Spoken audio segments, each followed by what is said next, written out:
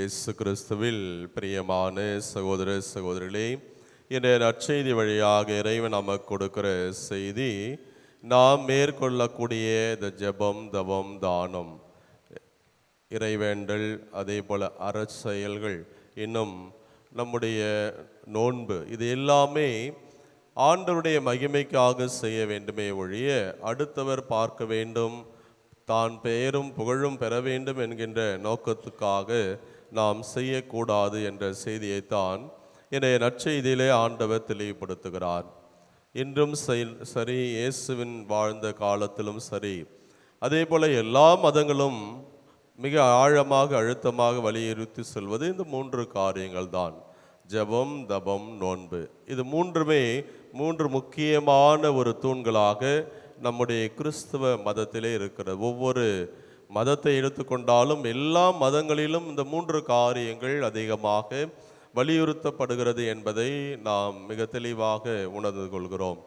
இஸ்லாமியர்களும் நோன்பு காலங்களை கடைபிடிக்கிறார்கள். அந்த நோன்பு காலங்களிலே அதே போல தான காரியங்கள் செய்கிறார்கள்.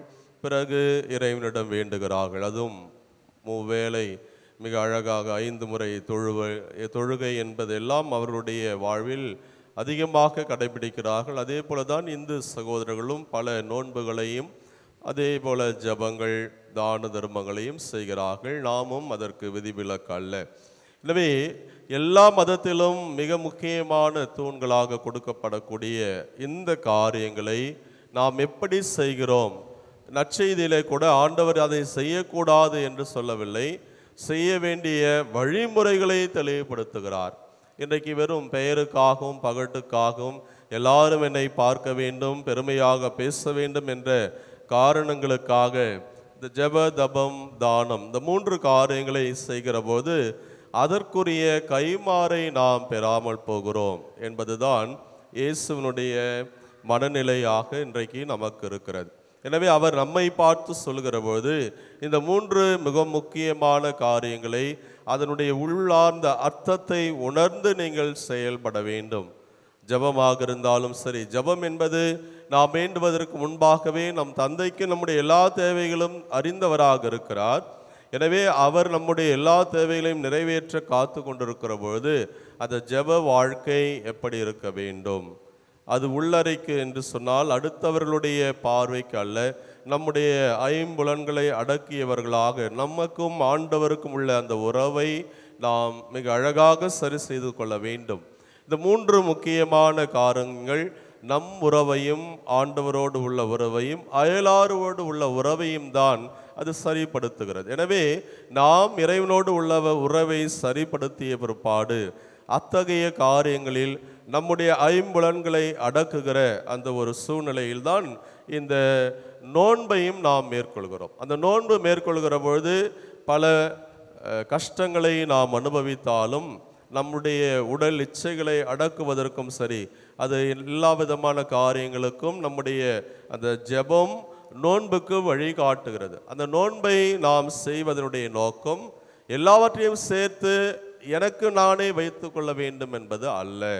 எனவே நம்மோடு உள்ள உறவை நாம் சரிப்படுத்துகிறோம் நோன்பு வழியாக. அது உள்மன காயங்கள் ஆற்றப்படுவதாக இருந்தாலும் சரி, அல்லது நம்முடைய உணர்வுகளோடு உள்ள உறவுகளை நாம் சரி செய்வதாக இருந்தாலும் அந்த நோன்பு நமக்கு பெரும் உதவியாக இருக்கிறது. இதெல்லாம் செய்து முக்கியமாக நம்முடைய தவ காலத்திலே பல நன்மைகளை, என்னிடமிருந்த கெட்ட பழக்கங்களை எல்லாம் நான் விட்டு விடுகிறேன்.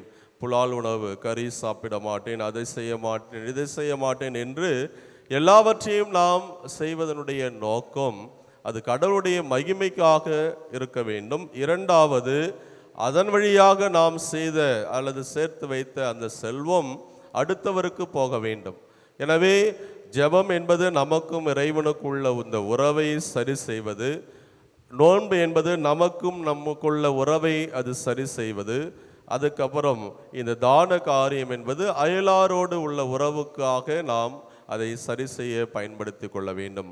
தான காரியங்கள் வழியாக ஆண்டவருடைய மகிமைக்காக செய்கிற போதுதான் இது எல்லாமே நமக்கு மறு உலக வாழ்விலே பேறு பலன்களை பெற்று தருகிறது என்பதிலே மாற்று கருத்தே கிடையாது. சமீபத்திலே ஒரு கான்வென்ட் அருட்சகோதரிகளோடு பேசி கொண்டிருந்த போது அவர்கள் சொன்னார்கள், இந்த ஆண்டு முழுவதும் நாங்கள் கறி சாப்பிட மாட்டோம். என்ன அது வழக்கமாக சிஸ்டர்ஸ் ஃபாதர்ஸ் செமினரியில எல்லாம் தவக்காலம் என்று வருகிற போது தான் அதுபோல காரியங்களை பற்றி பேசுவார்கள். எப்படிம்மா அப்படின்னு சொல்லி கேட்டேன். சென்ற ஆண்டு நாங்கள் ஐஸ்கிரீம் சாப்பிட்றதில்லை என்று எங்களுடைய ப்ராவின்ஸ் முழுவதுமாக முடிவெடுத்தோம். அதை கடவுளுக்கு ஒப்பு கொடுத்து நாங்கள் ஜெபித்தோம். எங்களுக்கு நிறைய ஒகேஷன் கிடைச்சது அப்படின்னு சொன்னாங்க. இந்த ஆண்டு அதே போல நாங்கள் கறி சாப்பிடுவதில்லை என்று எல்லா கான்வென்ட்டும் முடிவெடுத்திருக்கிறோம். இது மறைமுகமான ஒரு காரியம். ஆனால் கடவுளுடைய மாட்சிக்காக ஒப்பு கொடுக்கிற போது பல நற்பலன்கள் அங்கே கிடைத்தது என்று அவர்கள் சாட்சியாக சொன்னார்கள். எனவே அன்பார்ந்த சகோதர சகோதரிகளே, காலத்துக்கும் சீசனுக்கு தகுந்த கிறிஸ்தவர்களாக நாம் இல்லாமல் எல்லா நாட்களிலும் இந்த ஜெபம், தவம், தான தர்மம் இது மிக முக்கியமான நம்முடைய ஆன்மீக ஆயுதங்கள் என்பதை நாம் உணர்ந்தவர்களாக நம்முடைய ஆன்மீக வாழ்வின் எழுச்சிக்கும் ஆண்டவருடைய மாட்சிக்கும் இதை நல்ல விதமாக பயன்படுத்த நாம் முயற்சி எடுப்போம். அதற்கு தேவையான வரத்திற்காக தொடர்ந்து ஜெபிப்போம். இறைவன் இயேசு நம்மை நிறைவாக ஆசீர்வதிப்பாராக. ஆமென்.